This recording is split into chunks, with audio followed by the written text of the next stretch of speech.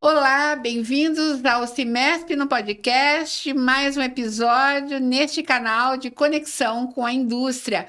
Hoje eu estou aqui novamente com Valéria Spes, comigo aqui. Bem-vinda, Valéria. Obrigada. Valéria divide a bancada comigo aqui hoje para fazer perguntas. Hoje você está aqui fazendo perguntas, né, Val? Oba! E o nosso convidado hoje, especialíssimo, é seu José de Jesus Vaz, associado ao Cimesp, cujo nome está lá em várias placas da diretoria, viu, seu Vaz? Que eu vejo lá na sede do Cimesp, muitas diretorias, várias gestões. O senhor passou pela diretoria de comunicação, diretoria de relações industriais. Bem-vindo. Muito obrigado. É um prazer falar do Cimesp. É um prazer ter trabalhado no Cimesp. Conta pra gente como é que foi como é que o senhor entrou, né, nesse caminho que te levou para o Cimesp? Olha, quando eu abri a minha empresa, é óbvio, eu ainda sou uma pequena empresa, mas era menor ainda. E para as pequenas empresas existem muitas dificuldades que o nosso sistema tributário e fiscal e tudo mais coloca à nossa frente. E o Cimesp me pareceu uma tábua de salvação, onde eu tinha um apoio para minimizar os impactos de tudo isso sobre o meu dia a dia. Paralelamente a isso, pessoalmente, eu sempre acreditei que a liberdade de um povo, de uma nação ou da humanidade está baseada na livre associação. Quando eu vi que existia uma livre associação de empresários em Piracicaba, distante do eixo de São Paulo, da Fiesp, que na época tomava as decisões e às vezes nem eram as mais adequadas à nossa realidade local, porque no momento pode ter uma indústria aeronáutica bombando, a Embraer lá em cima, as montadoras lá em cima e a cana lá embaixo. E a gente às vezes tem que pagar um aumento que não tinha nem como pagar o salário anterior, por uma decisão de alguém que não sabia o que estava acontecendo, não sabia nem que a gente existia, né? Então eu achei muito interessante essa associação e eu me dirigi a ela e entrei. Acho que já no início de 93, 94, já estava lá dentro. Comecinho mesmo do Cimesp. Isso, bem no comecinho. Fala um pouquinho da sua empresa, o nome é STAP, né? O que vocês fabricam lá? Nós fabricamos peças para indústrias em geral, inclusive automotiva e outras, peças seriadas, usinadas em série, em volumes relativamente grandes, não séries pequenas. E também nós trabalhamos com laboratórios de usina, equipamentos para laboratório de usina. A gente tem algumas patentes nessa área e a gente trabalha com isso. Quantos anos de STAP? 32. Ai, que beleza. 32 anos. 32 Olha, anos.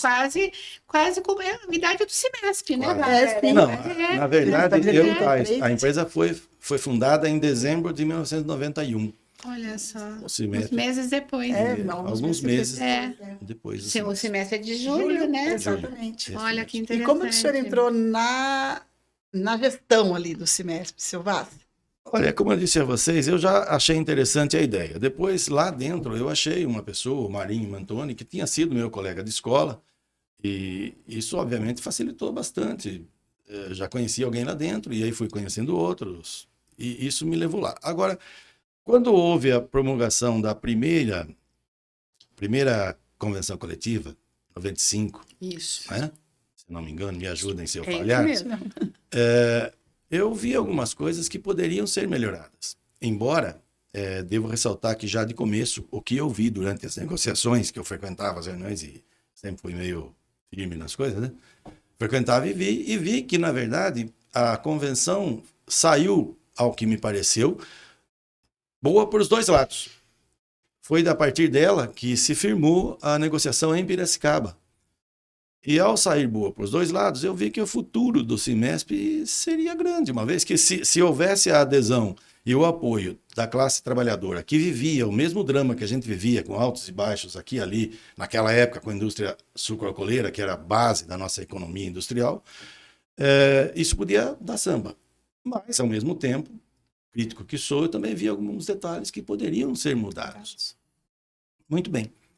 Aí eu pedi para entrar para ter uma atuação um pouco mais próxima nesses momentos. Porque é lógico que, embora o Cimesp discuta a convenção com todos os associados, muitos temas são detalhados entre a diretoria, numa negociação um pouco mais fechada. Não dá para todo mundo falar ao mesmo tempo num lugar desse, né? E aí o que aconteceu? Quando eu entrei e comecei a dar colaborações, aí eu fui, ao mesmo tempo, angariando antipatias e simpatias, mas mais simpatias do que antipatias. O que foi me conduzindo, então, a sempre permanecer.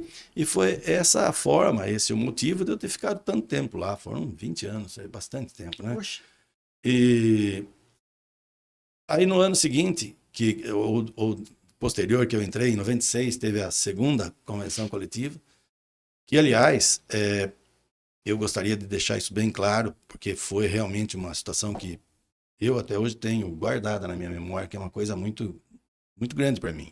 Insignificante para muita gente, mas muito grande para mim. Que deveria ser significativa para muita mundo. gente.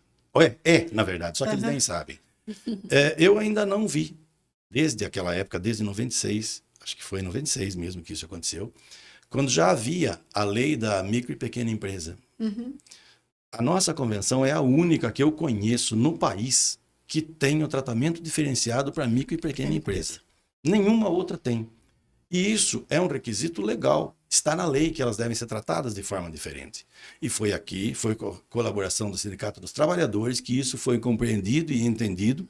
E isso consta da nossa convenção desde então. Muitas pessoas são beneficiadas por isso, com uma série de encargos menores, sem nem saber, né? De como isso aconteceu. Exatamente. Então, e isso aconteceu de certa forma porque eu estava lá. Foi uma situação até um pouco constrangedora, a hora que eu bati na mesa e falei, não, isso não pode ser igual. Aqui acontece assim, ali acontece assado, não é igual. Vocês não podem imaginar que nós vamos ter esse retorno que o outro tem. É diferente a nossa tributação. E a partir daí, embora tenha dado algumas idas e vindas, mas o pessoal do Sindicato dos Trabalhadores entendeu que realmente tinha um sentido o que eu falava e incorporou isso. E isso está até hoje. Disso eu tenho até um orgulho. Que legal. Parabéns, que bacana. Muito bacana. Isso é muito. É por isso que a gente costuma trazer aqui no podcast pessoas que fazem de fato parte dessa história gloriosa do CIMESP, né? Que é uma entidade única praticamente, pioneira, e que tem, né, tantos, boas, né, né, detalhes que a gente precisa recuperar e mostrar. Isso é muito bacana, o senhor ter trazido. Eu estava dizendo para o senhor aqui, antes da gente iniciar a gravação, né, Valéria, que eu acompanho, como jornalista, acompanhei a criação do CIMESP. Eu trabalhava no Jornal de Piracicaba, eu fui a repórter incumbida de fazer as matérias, né, de formação do CIMESP, eu me lembro disso. E acompanhei muito, e quando eu vejo, como eu acompanho essa jornada do CIMESP, quando eu vejo Sintec, que foi um grande evento do setor da indústria sucroalcooleira em Piracicaba, mas imediatamente me vem o seu nome à mente.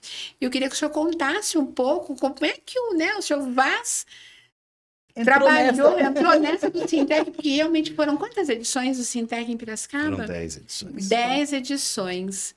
Dava um trabalho danado, eu imagino, porque era um grande evento. Conta um pouquinho pra gente, né, da sua jornada nessa ideia, nessa né, coordenação. Você foi coordenadora, E a coisa da ideia mesmo como é desse que evento. surgiu? A coisa aconteceu da seguinte forma. Passado a negociação da convenção coletiva do final de 90, acho que por volta de 99, 2000 aí, a gente começou a pensar, eu pelo menos, né, já tinha, vamos dizer, sedimentado o espaço da pequena empresa no CIMESP, já estava tudo mais ou menos alinhado, já tinham entrado outros pequenos empresários. Então eu comecei a pensar outro tipo de benefício que poderia ser feito, outra vez, focando as pequenas, que era o meu caso, né? E aí a gente pensou, na verdade, o mercado, voltando a falar que na época era predominantemente sucroalcooleiro, as grandes empresas poderiam enviar um representante, um vendedor, um funcionário, qualquer coisa assim, a alguns lugares, tanto no Brasil quanto fora do Brasil, às suas próprias expensas, porque quando elas faziam a venda era milionária ou bilionária. Mas o que poderia fazer uma empresa pequena que tivesse eventualmente um produto de ponta? Não tinha como fazer isso. Não tinha como sair com um único produto para tentar vender na América Central e depois não vende nada, só tem a despesa. Também o CIMESP, obviamente, é compreensível, não podia bancar tudo isso, porque o sindicato é de todos. Num sindicato, eu e a Caterpillar temos um voto cada um, independente do nosso tamanho. Então não pode ter um tratamento diferenciado a esse nível.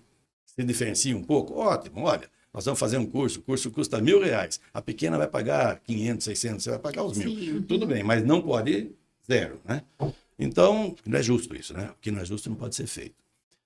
O que a gente fez? A gente falou, vamos fazer o seguinte, vamos então montar um pequeno grupo que se junte com o apoio aí sim do Cimesp e envie um representante, eventualmente para um país ou dois, para prospectar as possibilidades de venda. Aí não só do setor sucroalcooleiro, de qualquer outro produto, de qualquer outra empresa que fosse associada ao Cimesp. E isso foi feito. Nós fizemos mas não deu muito resultado, sabe? Embora serviu muito para criar esse embrião do Sintec, mas não deu muito resultado prático.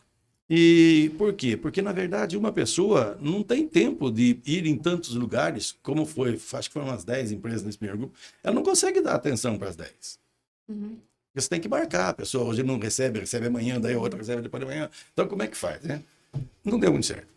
Bom, analisando o resultado, falou, pô, não é por aí o caminho, né? Tá bem. Então, o que nós vamos fazer?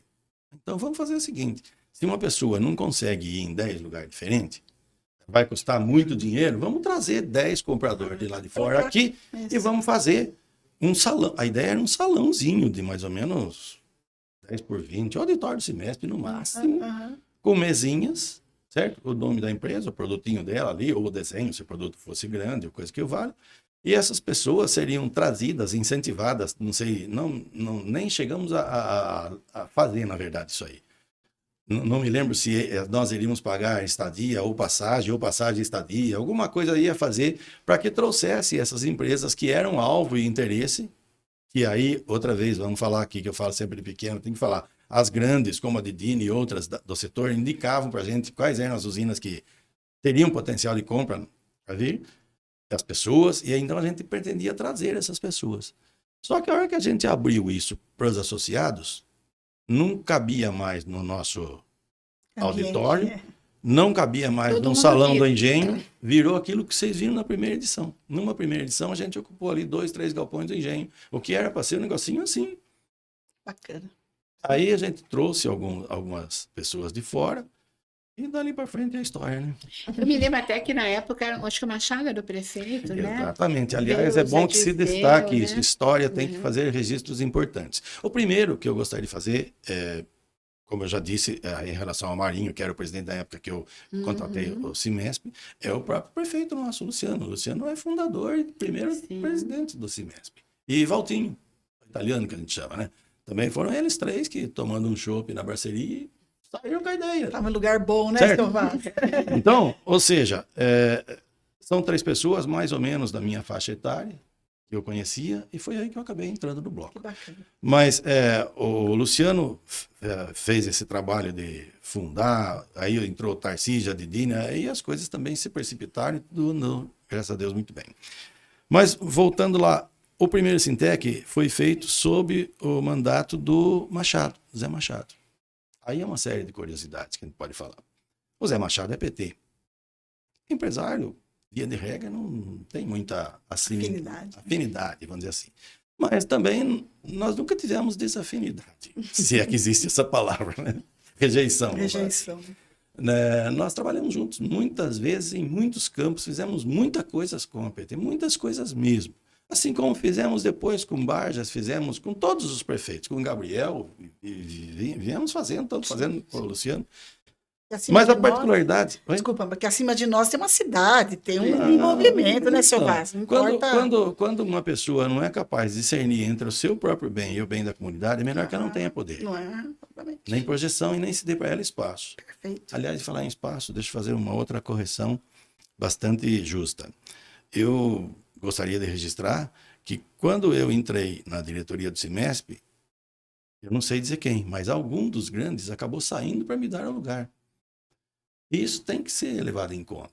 Eu até me incomodava no final dos tempos que eu estava no Cimesp, o tempo que eu estava lá. Porque assim como alguém me deu o lugar, eu também deveria, em algum momento, passar o bastão para que novas ideias viessem, outras pessoas com mais energia ocupassem aquele lugar. Também gostaria de agradecer essas pessoas que lá atrás tiveram essa grandeza de visão. É bom a gente reconhecer, né? E voltamos então ao Sintec. Mas o Sintec começou com o Machado. Mas antes de ir ao Machado, nós tivemos que fazer uma espécie de convencimento com os nossos parceiros, né? A CIP e a Copla Cana. De começo, eles não tinham, essa ideia não era muito... Acho que nós não soubemos nos dispersar bem, houve uma certa resistência, mas depois eles entenderam a ideia, entraram juntos e realizaram tudo que realizamos juntos. E não só isso, houve muitos outros trabalhos feitos em conjunto com as entidades, Copla Cana, o Ciesp e a CIP. E nesse colaboracionismo, a CIP, de certa forma, estava presente com a gente através do Matheus Berto, que era a minha equipe. O Matheus Berto, o Matheus Antonelli.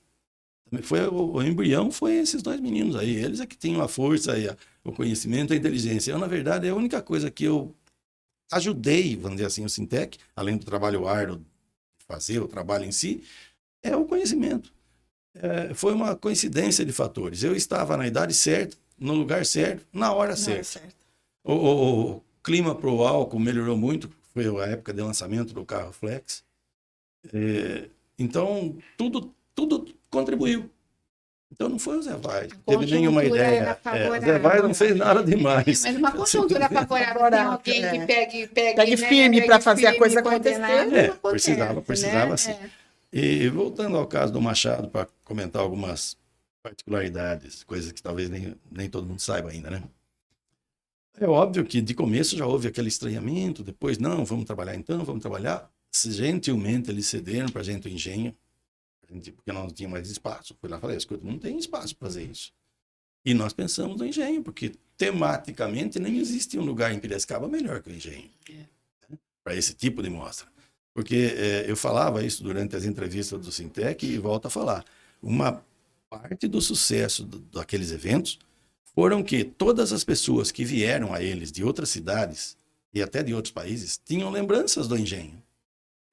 Elas andaram por ali e ouviram aquilo funcionando. Uhum. Então havia uma ligação visceral entre as pessoas e o engenho. Afetiva mesmo. Né? Afetiva. Isso ajudou muito também. Sem falar da afetividade que o Piracicabano tem pelo engenho, por aquela área toda, né? Exato. Então, isso tudo ajudou muito. Mas o que aconteceu? Aí, estamos então com um evento nascendo, né? Porque Piracicaba não tinha uma feira industrial desde a minha época de colégio, não, de grupo escolar, da década de 60. Teve uma agrofeira lá naquela área lá do Roberto Dedini, né? Que também era estudante de fundamental. Não, mas essa já é bem mais recente. Eu estou falando da FEPIRA. Era uma empresa, uma feira que teve lá no Barracão da Morlé, lá na Paulista, em 65, 66, mais ou menos. Então estava planejado ainda. Você não estava por aí, Cris. Então, porque esses eventos eles são necessários para mostrar. Naquela época, a internet, tudo isso não era tão... Não existia essa forma de comunicação. Além do que, aquele tempo as pessoas conversavam, né? Não só trocavam tweets e mensagens. Então, a feira era um local onde tudo isso acontecia. Bom, determinado que nós iríamos fazer, determinado mais ou menos as bases, né? Calculado, a gente falou, como é que vai financiar isso? Desde o primeiro Sintec, o Sintec nunca dependeu de verba de ninguém. O Sintec fazia a sua própria renda, pagava as suas despesas e doava alguma coisa. Para a prefeitura, para entidades beneficentes, todo ano foram doados verbas. Até os últimos, quando a gente fez a reforma dos banheiros, o piso dos barracões, do bonde, tudo aquilo é renda do Sintec. Aquela reforma do engenho foi o Sintec que pagou. Então, nós sabíamos para onde ir, tínhamos um planejamento. Agora, nós sabíamos que tínhamos um evento que o público local, e eventualmente acreditávamos, como estavam certos, depois se mostrou, que o público do setor entenderia a importância do evento e iria colaborar. Mas daí para chamar a atenção dos meios de comunicação. Porque sem isso, você também não faz um evento. O evento tem que ser visto, tem que ser comentado. Aí a gente saiu atrás. Stab, Exalc, Copersuca, todo mundo que tinha alguma forma de colaboração. E a gente acabou virando para o Machado e falando, Machado, você é o chefe da cidade. Nós precisamos fazer alguma coisa. Como é que nós vamos fazer? O que vocês querem? Nós queremos que você traga alguém de vulto aqui para anunciar o lançamento da feira, que a imprensa vem atrás. Mas quem que vocês querem? Eu falei, o Lula. Falei, mas não tá, meu. O Lula é presidente da República. Falei, então você Dirceu. Falou, capaz. E o Dirceu veio. Que era o chefe da Casa Civil que na era, época. era o primeiro-ministro. É. Né? Isso aí. Então, o que acontece? Esse fato, isso jogou o Sintec do limbo para a crista da onda. Então, note que bem, não foi nada do que eu fiz, foram outras pessoas que fizeram. Mas foi provocada Certo. por você. Teve a visão estratégica. Então, quem vamos dizer, se tiver um patrono para o Sintec, foi o Machado, que o Machado ajudou isso aí. E isso alavancou violentamente. Dali para frente, ficou fácil. E não foi só esse ano. O Roberto Rodrigues era a pessoa que a gente ligava, falava com ele. Que hora você quer que eu vá? Quanto tempo você quer que eu fale? Ele é ótimo. Ele é extremamente disponível, uma pessoa maravilhosa. Então, foram essas pessoas que deram o brilho aquilo lá. Foram os técnicos do setor que a gente pediu a essas entidades e escolas e elas cederam, empresas. Foi isso que fez aquilo lá tudo. E essa foi a história do Sintec desde lá atrás. Na época, depois vinha o Zé Dirceu. Ótimo. Agora, como é que você vai lançar uma feira que não tem um local, que o engenho naquela época estava apodrecido. Apodrecido, é. Não podia levar o cara lá. Nós não temos nenhum outro local na cidade para fazer um evento mais ou menos. Naquela época não tinha. Não tinha opção, né? A única coisa mais ou menos grande que tinha era o Montezuma da Vila. Aquele barracão grande, né? É aquele lá. Então a gente foi lá, conversou com eles, fez um acordo e nós fizemos um jantar lá, Que legal. por adesão. Então esse jantar já começou a viabilizar os nossos negócios. E os convites se esgotaram, porque afinal de contas todo mundo sabia que o Zé Dirceu ia lá e ia falar. E o Zé Dirceu era o cara na época, certo? Na época o negócio fervia aqui. Fervia. Então, tudo isso são fatos. É assim que começou aquele angu lá, com água e coragem. Isso aí, muito legal. E assim, o que o senhor sente com o Sintec, qual foi o tipo de projeção que ele trouxe para o Cimesp? Frente às suas associadas e frente à comunidade empresarial e do setor, né? Olha, de uma forma geral, o Cimesp fez o evento do Sintec, embora, sem dúvida nenhuma, trouxesse algum brilho ao Cimesp, mas eu acho que o maior brilho, o maior benefício do Sintec foi para a cidade. Por quê? Porque, de uma forma clara, a cidade não tinha estrutura nenhuma para montar uma feira desse tipo. A gente utilizou, até onde pôde, desde floricultura, tudo o que tinha na cidade. Depois foi buscar fora. E hoje, se você resolver fazer um evento, você tem hoje agências capazes de fazer De lá montar sozinho. qualquer coisa para você. Né? Hoje tem empresa. Então, de uma certa especialista, forma, eu né? acho que o Cimesp ganhou um pouco de visibilidade por essa geração de um foco de novos negócios, de serviço, de prestação de serviço, no caso, né? Que Piracicaba não tinha, ou era muito fraco. Mas, de uma forma geral, não houve assim, não acredito que haja nenhum ganho expressivo sob o ponto de vista político. Embora, sem dúvida nenhuma, o nome do Cimesp foi relacionado a tudo isso andou o mundo, e a gente até hoje colhe, acredito que a diretoria colhe, eu já não estou mais nessa situação de ter essa informação viva, mas a gente, na época, tinha países de fora que pediam missões, eu mesmo fui 2 vezes para o México, uma vez para a Colômbia, com a base de conhecimento que o Sintec gerou, eles queriam que fosse levada uma equipe para esses lugares para expor tudo isso. E isso tudo era feito via Cimesp. E a questão reputacional, então, né? o Cimesp ganhou uma projeção, vamos dizer assim, não só local que ele tinha, regional, nacional e até internacional. Uma questão reputacional, né? Isso que é bacana. Acho que é por esse sentido que eu quis dizer, né?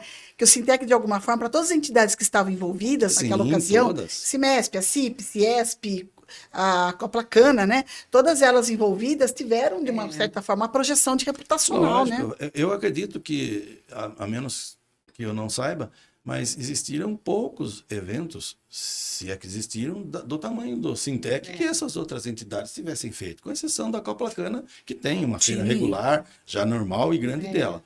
Mas o Ciesp e a CIP, acho que um evento desse tamanho, eu não me lembro. Pelo menos. Que ano foi a primeira edição mesmo? 2003? 2003. 3. Imagine, 10 edições. Em média, o público sorteio, o senhor lembra, seu Vaz? Nossa Senhora. As primeiras estavam lá em torno de 3, 4, 5 mil pessoas, mas as últimas a gente estava falando de 10 mil, Então, 15 mil pessoas. você vê, que faça as contas, né? E pensando que era um evento técnico, não era um evento, sei lá, assistir Não. show, comer pipoca, né? Era técnico. O cara ia lá mesmo. para Você ver o que pensar, tinha de solução, um né? público imenso esse. Dessas 10 edições, assim, olhando, Quais seriam os pontos altos, assim, que o senhor destacaria? Olha, tal coisa foi crucial, ou fatos inusitados, ou perrengues, porque não é possível um evento desse Desse tamanho, porte, o que a gente passa imagina. de perrengue, né? Não tem. Não, sem O dúvida. senhor me falou que trabalhava 5 a 6 horas por dia, Em média, né, para eu trabalhar, dedicava a isso, porque eu né? tinha que ligar para todo mundo, convencer as pessoas a participarem, ou a reparticiparem. Era. E é óbvio que conforme as coisas foram aumentando, as deficiências do local foram aparecendo, né? E a gente tinha que trabalhar isso tanto na cabeça dos expositores quanto do público. Sim. Afinal de contas, o engenho é um bem preservado, ninguém podia bater um prego na parede. E naquela época, estando na condição de coordenador, eu e Tarcísio assinávamos juntos os termos de responsabilidade civil de tudo que acontecesse ali, de um assassinato a um acidente. Então, era uma coisa que Pesada, né? doía, pesada um pouco. E tivemos uma vez uma edição que choveu demais. E aí, você imagine, né? A goteira tinha por todo lado. Isso foi motivo de muita reclamação e tal coisa.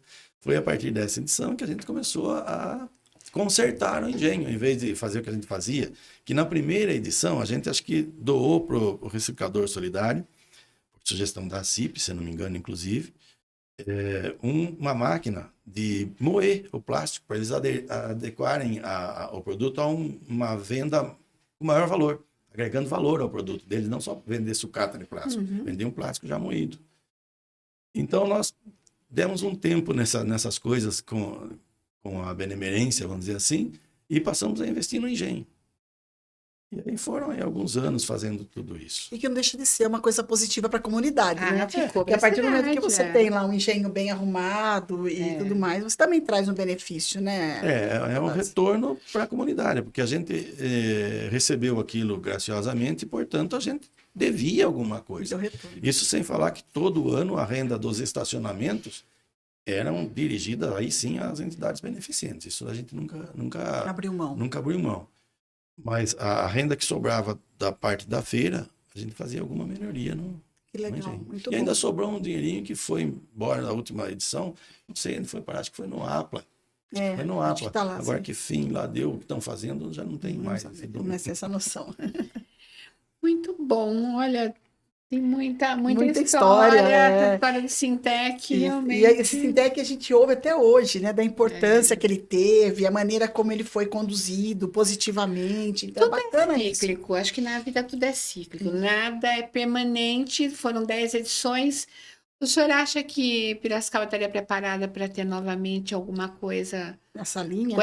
Com essa pegada, com essa leitura? Temos uma conjuntura favorável para isso? Como o senhor veria? Olha, eu vi a parada do Sintec, me pareceu, se não correta, mas pelo menos depois se mostrou correta.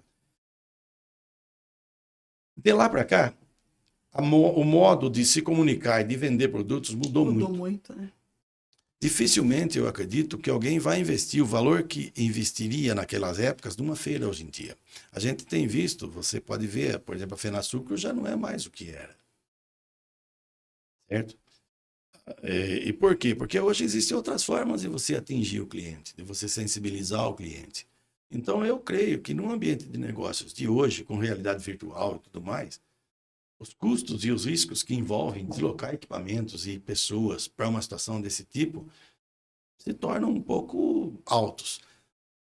Talvez haja, mas eu particularmente acredito que Piracicaba não teria um outro evento desse. Talvez um evento um pouco mais fechado, mais focado nas palestras, isso sim. Mas na mostra de tecnologia, que o Sintec é simpósio e mostra de tecnologia. Então, o simpósio eu acho que existe.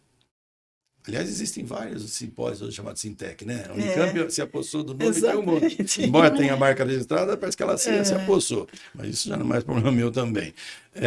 Então, o simpósio eu acho que existe, sim. Piracicaba ainda é reconhecida como um celeiro de tecnologia para o setor, certo? Produz muito e cada vez mais. Né? Nós tivemos até que o Lula veio aqui, colocou aqui o Polo Nacional de Biocombustíveis, lembra? Então, tem coisa para explorar. Se tiver alguém com boa vontade de trabalhar, tem o que explorar. Mas eu acho difícil hoje, dadas as formas que a sociedade econômica dispõe hoje, de que empresas tenham investimentos grandes nesse tipo de evento. Eu acredito que mais, sim, a questão de simpósio. Mostras eu tenho as minhas dúvidas. Talvez hoje fique muito voltada à questão da inteligência artificial, alternativas, soluções para algumas máquinas, algumas soluções de processo, né, seu Vaz? Eu acho que... E aí você pode apresentar isso na realidade aumentada, você pode colocar numa televisão de LED, não precisa necessariamente ter um espaço enorme para trazer o equipamento, né? Porque, por exemplo... Agora, que é bom, PowerPoint não, é bom, né?